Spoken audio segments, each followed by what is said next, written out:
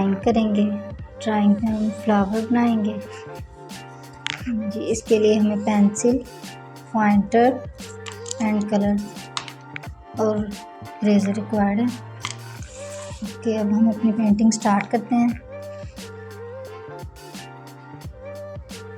Pencil से हम इसकी स्केचिंग करेंगे।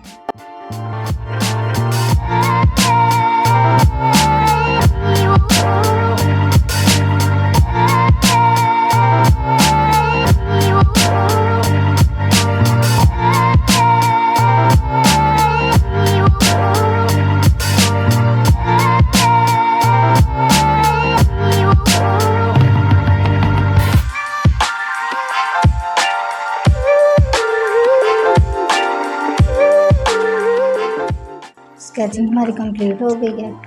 अब हम पॉइंटर यूज़ करेंगे और इसकी आउटलाइन करेंगे।